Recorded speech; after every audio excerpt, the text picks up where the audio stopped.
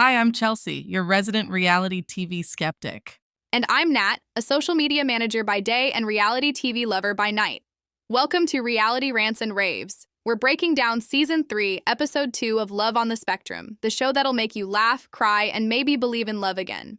What happens when the most wholesome dating show on TV delivers a masterclass in emotional maturity, awkward first kisses, and one very dramatic turtle enthusiast?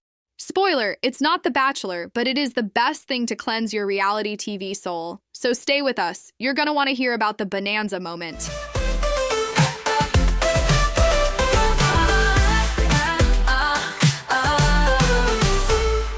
We started with the Connor and Kate situation that was left hanging from last episode. I was really hoping those two would hit it off. Well, I called it. Connor friend-zoned her, and you know what? I respect how he handled it.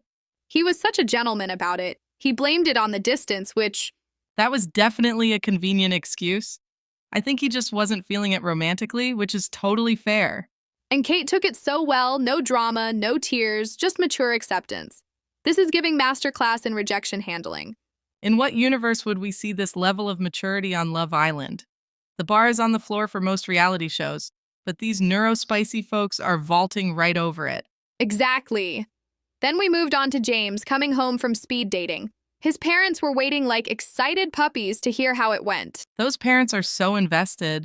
When he said he was interested in 2 out of the 6 women he met, they looked more excited than he was. But then they got the call that he had no matches, and my God, his mom started crying, and James was like, "Mom, stop!" Brutal. I mean, I get being disappointed for your kid, but showing it that much might make him feel worse. I think it shows how deeply she cares, though. And did you notice how James handled that rejection better than his mom's tears? Those little grunts he does when he's processing emotions cracks me up every time. It's nice to see someone process emotions in real time instead of the manufactured reactions we usually get. Speaking of processing emotions, let's talk about Madison's prep session. Yes, she met with Jennifer Cook, the autism expert, which I thought was such a thoughtful addition to the show. It's not just throwing people into dating, they're actually providing real support. Jennifer gave solid advice about moving from the comfort zone to the learning zone without hitting the panic zone. That's advice everyone could use, autistic or not. And Madison was concerned about bringing her dolls on dates, which I thought was so cute. Jennifer was like, "Bring 2," and I was like, "Yes, be yourself." Yep, I continue to love how the show highlights their stims, special interests, and coping skills with grace. Exactly, and they practiced how to decline future dates respectfully, like actual practical dating skills, thank you. Then we checked in with one of our favorite returning couples, Dani and Adon. That date took a turn I wasn't expecting. This is giving too hot for Netflix energy. Dani straight up gave him an animation gift that ended with her asking if he's ready to do the deed. I was not prepared for that. Most cringe moment of the episode for sure. That was direct, in classic Dani fashion. Remember from last season how unfiltered she is? But what I appreciate is how they navigated that moment of mismatched expectations. He was clearly uncomfortable with how forward she was being, especially when she went for the French kiss and ear nibble. I won't lie, I watched that moment over like 5 times, just for the laughs. Please tell me I am not the only one. That was definitely a sensory overload moment for him, but instead of it becoming this huge dramatic thing, he just communicated his boundaries and she respected them immediately. That's what healthy communication looks like. I know, but it was a little painful to watch because it's so clear she is focused on physical intimacy while he seems more interested in the romantic connection. That's a common mismatch in relationships, though, and they're working through it without game playing or manipulation.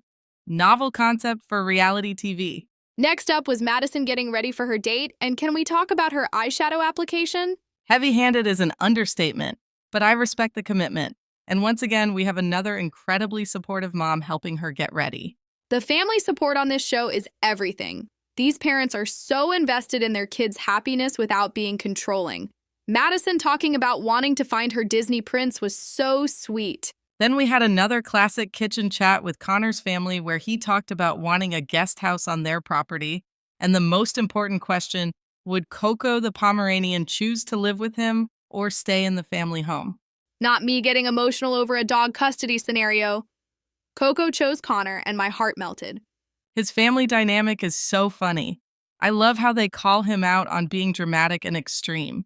When he told them it didn't work with Kate, they immediately knew the distance excuse was just that, an excuse. But I think they let it slide as it wasn't worth getting him all upset over, right? Connor is so sassy. When he gets indignant, it's hilarious. You can tell there's so much love there, even when they're teasing each other. Okay, next up, Madison's actual date with Brandon. This was something. Brandon walking in with noise-canceling headphones was such a power move. I actually love that he's prioritizing his sensory needs without apologizing. That handshake was rough, but I'm not judging.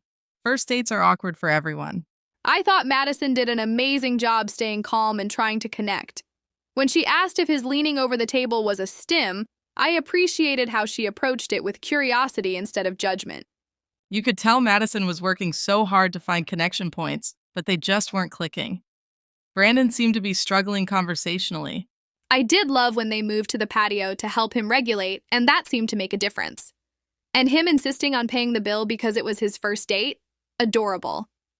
And Madison got to practice her gentle rejection skills. That goodbye was painful, but handled with such grace. Then we caught up with James and his brother William. That yawning thing James does is actually starting to grow on me. His brother gave solid advice about trying something other than speed dating. The sibling support on this show is really special. Then our sweet Tanner from last season returned. He might be the smiliest person on the planet. I'm still not over the fact that him and Kate decided to just be friends. I thought they were so cute together. I know, but hot take, I kind of wish they'd set up Tanner and Madison. I feel like their energies would match well. Tanner going out for pizza with his buddies was such a feel-good scene. His friends couldn't be more supportive and accepting. Love them. When he called himself a stud muffin, I lost it.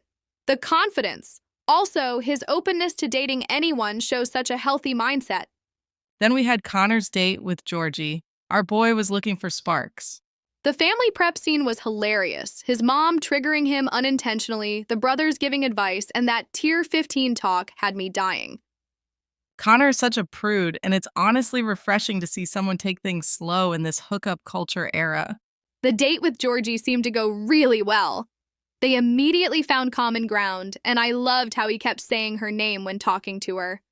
That's such a nice connection technique. And teaching her about turtles? Adorable. You could tell he was really into her, especially when she mentioned it was her first date ever. He was so shocked and looked genuinely flattered. I nearly fell off my couch when he said to himself, "I think I found my bonanza," in an English accent. Like, what does that even mean? But it was so pure. That's Connor for you. Dramatic, earnest, and completely endearing. I'm rooting for those two. This show just hits differently than other dating shows. I always feel so uplifted during and after watching it. Me too. What I appreciate is how it highlights that dating on the spectrum has its unique challenges, but also shows that many dating struggles are universal. Fear of rejection, awkward conversations, mismatched expectations. Exactly. And based on this show, at least it seems that neurotypical people actually have a whole lot to learn from neurodivergent people, don't you think? Valid. I'm still not over Connor's British accent moment, to be honest. And I can't wait to see how things develop with him and Georgie. I'm really hoping James finds a match, too. He deserves someone who appreciates his honesty and that dry humor of his. Well, folks, that wraps up our recap of Love on the Spectrum Season 3, Episode 2. Thank you so much for listening to our very new podcast. We'd absolutely love it if you could like, subscribe, or leave a comment. This is truly a passion project for us, and we can't grow without your support. Stay tuned for our next episode where we'll dive into Episode 3. Until then, keep it real, unlike most reality TV. Bye, everyone, and